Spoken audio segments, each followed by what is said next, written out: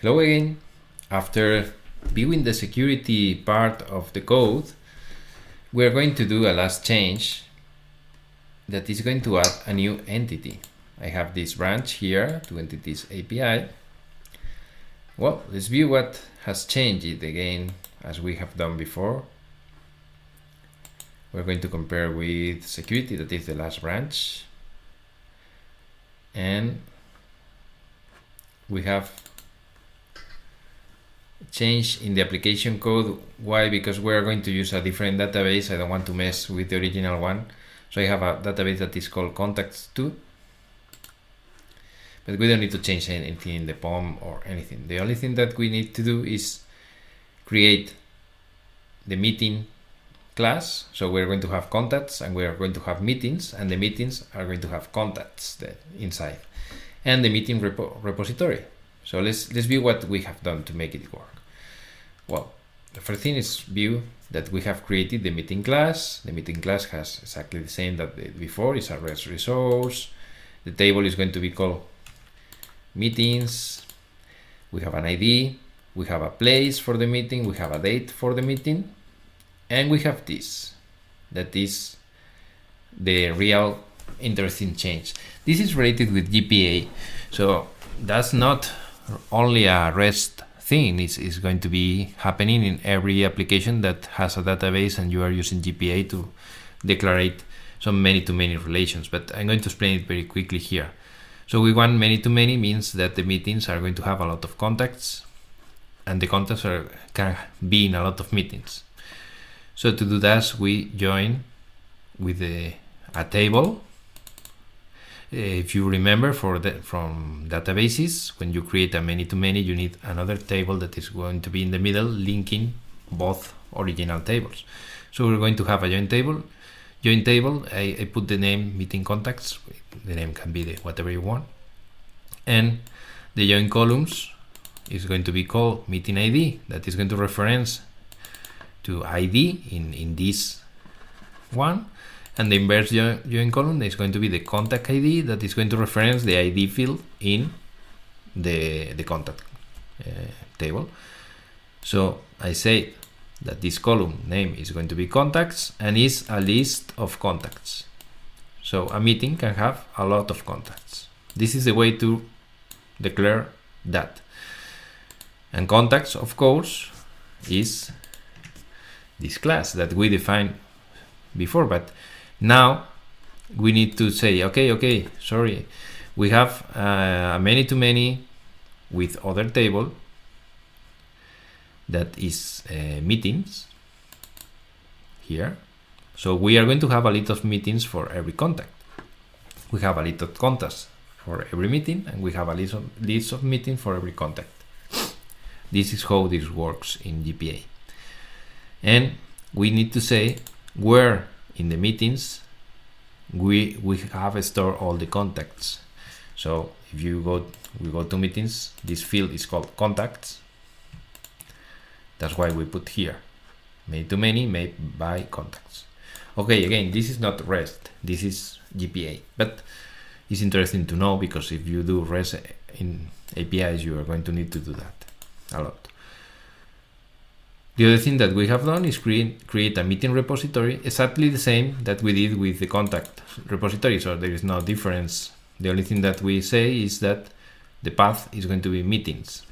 In this way, when we run the application, in the contacts / something, we're going to work with contacts. In the meeting / something, we're going to work with meetings. Let's start this and let's try to add a meeting and let's try to add contacts in the meeting.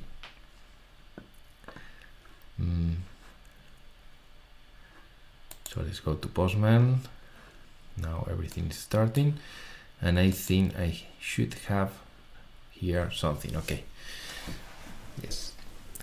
So this was the last time I ran this. I created a place that is here and a date. And well, you can add here the contacts if you know them. But at this moment, I'm going to create the meeting and later I'm going to make a put to the meeting to add the contacts. You can do it in different ways. Let's do it in that. So I click on send. Oh, it's unauthorized. Okay. Why? Because let's go here. I don't have the right thing, so it was secret 1, 2, 3. Okay, that's good. You view everything works as expected. Now I click here. Let's go again to the body, and it worked. So the good thing, if you remember, I have the links here, so I can go to view the meeting 1, and it's nice, and I can go to view the contacts in the meeting 1 that is empty at this moment. So what's the way to add contacts to this place? Let me find it, because it's pretty weird. I don't know where it is. Sorry. Have a lot of open. Here it is. Okay. The way to add it is to use a little where call that is you need content type text you released. Okay. You need to create a put. You need to find the meetings, the number of the meeting, and the contacts. Okay, let me close a lot of these ones. Well, so yes, I don't need to save this. Let's return where we are. Sorry, I miss it. I don't know where I was. Okay, maybe I close it. Yes, or is here? It's this one. Okay. Oh, I was scared. Okay, so I have this list of contacts that I know that they are the contacts. It's the third one, remember it. So if we go to here and remove the pagination,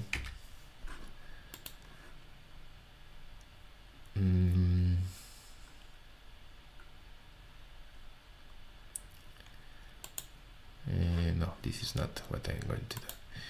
I don't know where. Oh, maybe because,